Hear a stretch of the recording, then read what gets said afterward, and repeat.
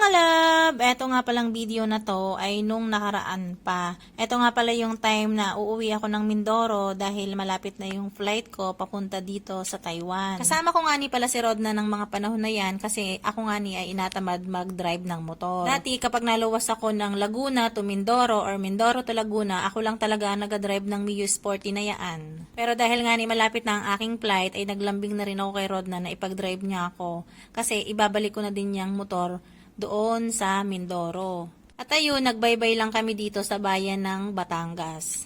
In-enjoy ko na nga ni din aring moment na ere at gawa ng medyo matatagalan nga ni ako bago pa makasakay din kay Greenie at maipag-drive ni Rodnan. O diba, arte yarn. Pero nga palang pag-a-apply ko dito sa Taiwan ay kokonti ang nakakaalam.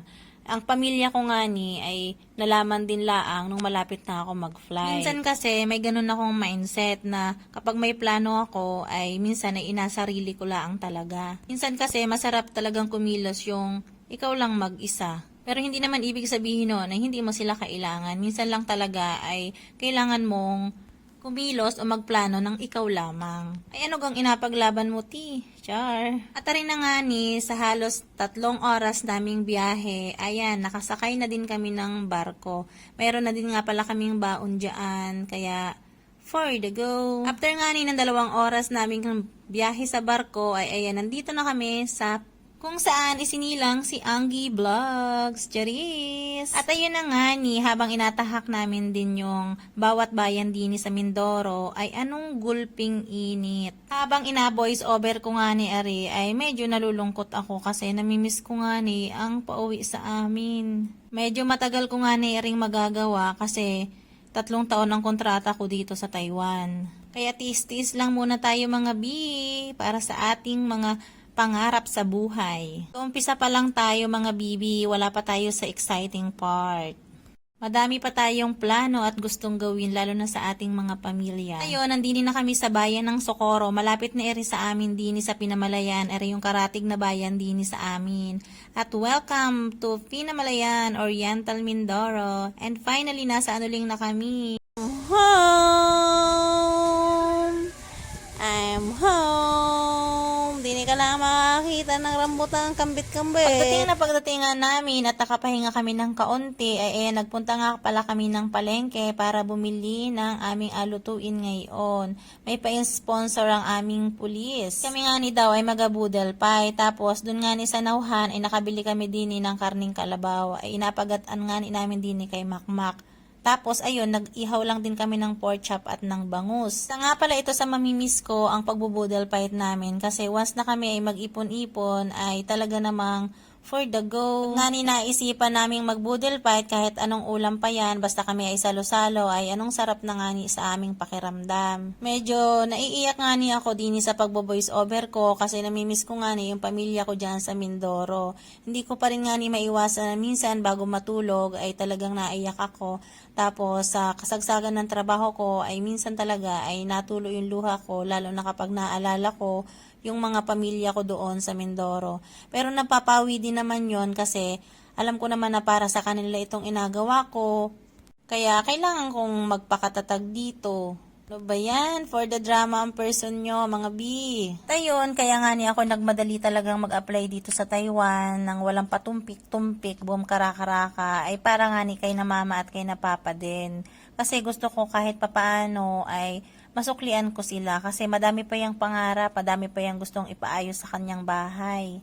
Alam nyo ba mga love, nung kabidyo call ko sila nung nakaraang araw, ay ang sarap sa pakiramdam na inatanong ko sila kung anong gusto nila, pagsahod ko, tapos alam mo ba yung kahit nalambing na salita lang sa kanila na ganito, ganyan, masaya na sila sa ganito, ganyan, ay ang sarap sa pakiramdam na kaya ko nang ibigay kahit papaano. Hindi ganon kalaking halaga, hindi ganon kalaking presyo, pero masarap sa pakiramdam na may ibigay ko kahit papaano. Ito nga pala si Bordogs, may vlog din yan, may sarili din niyang page, kaya i-follow nyo po.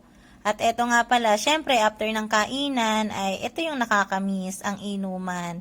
Hindi pa nga niya ako nakakapagpataob ng bote dito kasi wala pa kaming sahod at wala pang ARC kaya wala pang lakas ng nakagala na yun. Uy!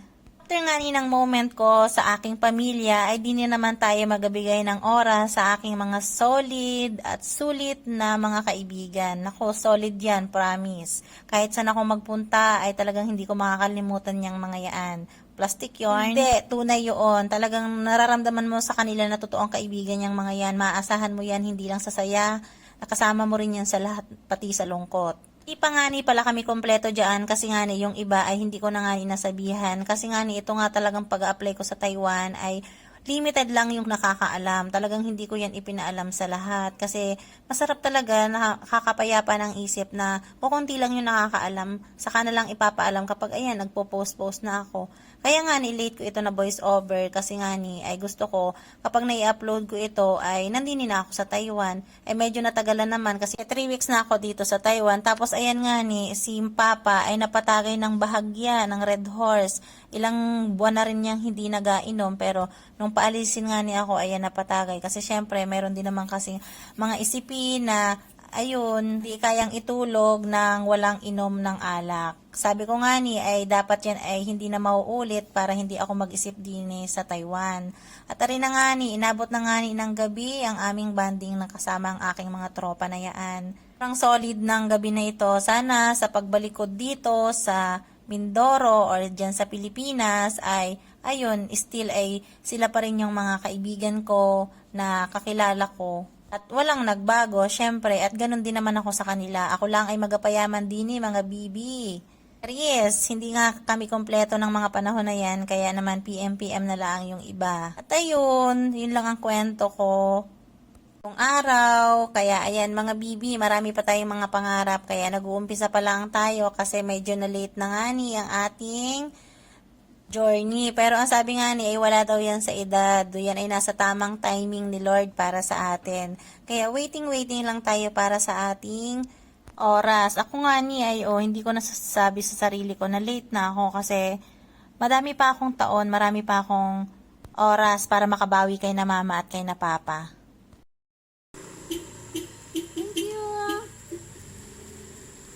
Ayun, isa pang kinabukasan, eto nga pala yung pinakang last day ko dito sa amin sa Mindoro. Nagluto nga lang din pala ako dyan ng spaghetti, tapos nag-order din ako ng milk tea at saka ng Jollibee. Si Melanie pala yung nagluto, hindi ako. Sorry na, B. Ito na nga pala yung pinakang banding namin bago nga ni ako lumuwas ng Laguna kasi kinabukasan na nung panahon na yan ay flight ko na. Kung napanood ninyo yung aking live nung mga panahon na yon, yung time na despedida ko dito sa amin sa bahay. Hindi ko nga ni may broadcast sa aking live kasi secret nga eh. At ito nga pala yung pinaka malungkot na part dito sa vlog na to. Yung maihatid ako ni na mama at ni na papa sakay ng van. Naiiyak ako. Lagi kong pray kay Lord ay sana bigyan ng marami ang taon pa si na mama at si na papa at iba ko pang mga kapatid, lalo na yung aking anak para magawa ko pa yung mga plano ko para sa kanila. Thank you, Lord, kasi sinagot niyo yung prayer ko. I love you. Kayong mag-iingat dyan. Mahal na mahal ko kayo. Bye-bye.